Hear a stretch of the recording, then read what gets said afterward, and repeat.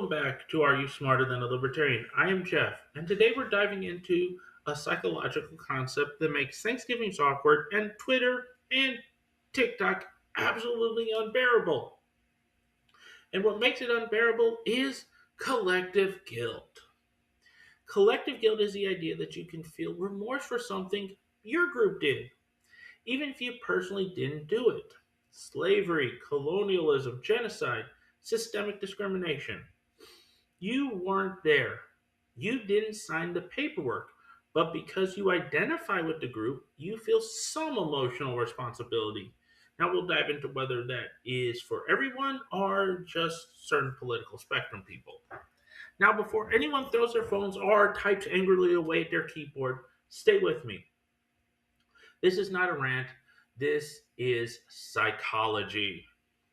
In social psychology, collective guilt is defined as a vicarious emotional response where individuals feel distressed over harmful actions committed by their in group. You feel bad not because of your actions, but because your group's actions. Research consistently shows this emotion often motivates reparative behavior, apologies, policy changes, support for affirmative action, and reparations. It becomes fuel for political change that you believe to be correct. Now, here's where things get interesting. The experience of collective guilt varies dramatically by political ideology and even within the political ideology to a certain extent. Now, left leaning ideologies, including liberalism, progressivism, and socialism, consistently show higher levels of collective guilt. Libertarians show significantly lower levels. That's not an insult, that's just what the data shows. Now, the next most important question is why?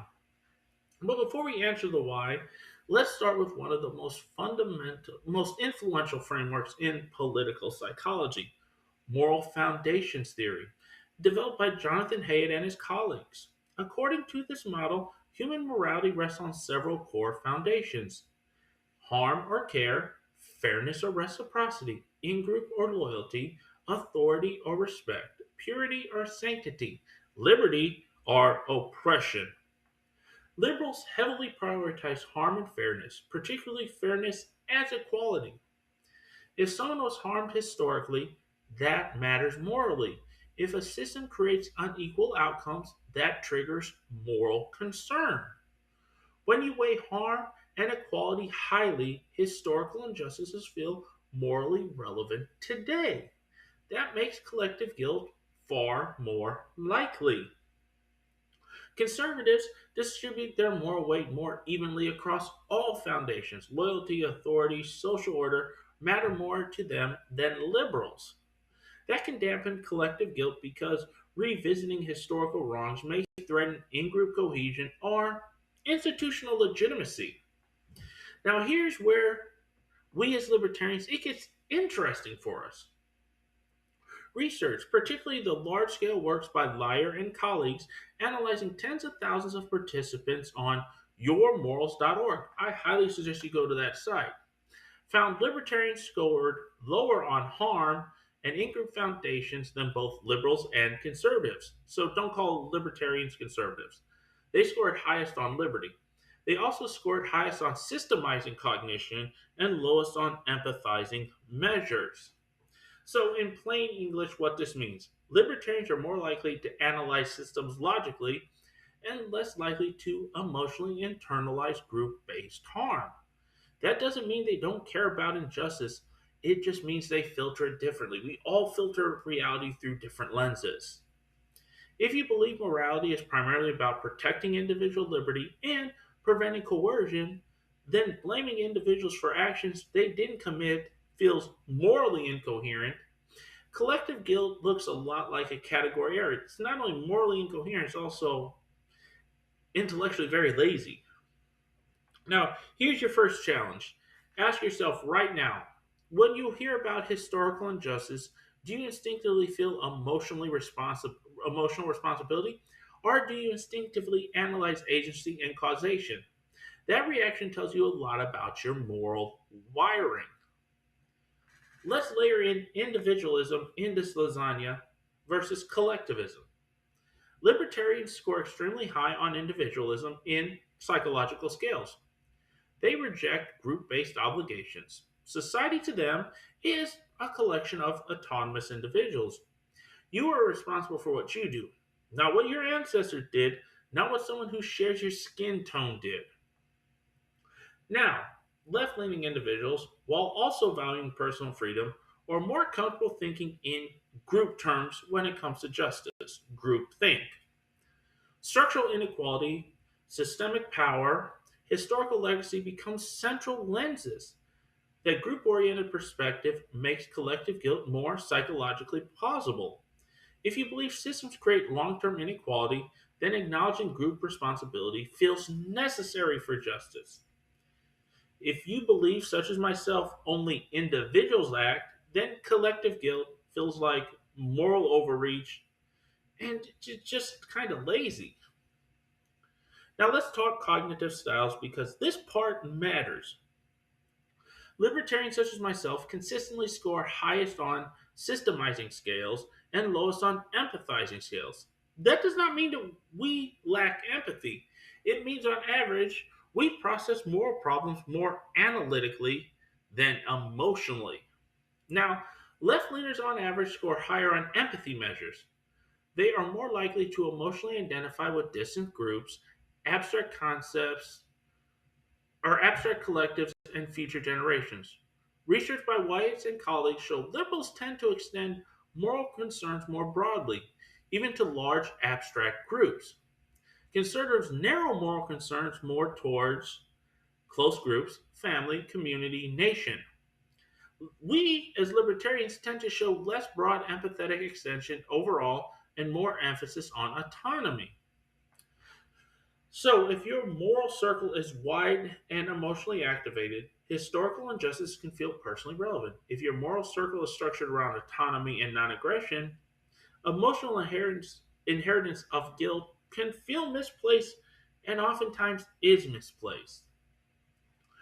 That difference explains modern political fights. Support for reparations correlates strongly with measures of collective guilt. Support for affirmative action correlates with harm based moral reasoning. Opposition often correlates with liberty based reasoning and proportional fairness. And that's a very good thing is when we do liberty based reasoning. Now, I want you to note something important here. These are different moral frameworks, not necessarily different levels of intelligence, not different levels of compassion, different weightings. And we all weight stuff differently in this world. Now, here's where I want you to lean in. Lean in. If you're left leaning, ask yourself, does collective guilt sometimes drift into moral overextension, where individuals are pressured to atone for things beyond their agency? Now, libertarians, I want you to come in here too, because we have to ask ourselves this question. Does strict individualism risk underestimating how historical systems shape present outcomes? These are both valid questions. Now, this show is not about winning arguments, it's about sharpening thinking. And that's what we need to do. We need to not necessarily worry about beating our opponents. We just need to work on sharpening our own mental tools. Historically, collective guilt has driven major social shifts. Post World War II Germany engaged in a national reckoning that reshaped its political culture. Civil rights movements often invoke national conscience. That emotional engine does matter. But here's the trade off trade offs exist everywhere in the world. Nothing is for free. High collective guilt can produce burnout, resentment, and polarization. Low collective guilt can produce moral detachment from systemic injustice. So, what is the takeaway from this? Left leaners experience more collective guilt because their emotional architecture emphasizes harm, equality, empathy, and structural responsibility. Libertarians, we experience less because our moral architecture emphasizes liberty, personal agency, rational analysis, and rejection of inherited obligation. Neither framework is accidental. They are psychological patterns and they are empirically documented, which is huge. Here is your final call to action. Stop assuming your political opponents are evil. Start asking which moral foundation they are prioritizing. Study the data. Take the moral foundations questionnaire yourself. Challenge your instinctive reaction and strengthen your arguments. Because that's how we can move forward is if we have strong arguments. Because if you want to change minds, you better understand how those minds are wired, how they work, how they perceive the world. Now, if this breakdown sharpened your thinking, hit subscribe right now. Share this with someone who thinks collective guilt is either the root of all virtue or the root of all nonsense. Drop a comment telling me where you fall on this spectrum. I am very much strongly in the libertarian camp. I know people that are on the other side of the spectrum. And remember, the goal is not to feel smarter, the goal is to actually be smarter. And that's what we need to strive for every day is to be smarter than we were before. This is Jeff. This has been Are You Smarter Than a Libertarian? I will see you next week. As always, stay free, stay informed, stay accountable. Please like, comment, subscribe, and share.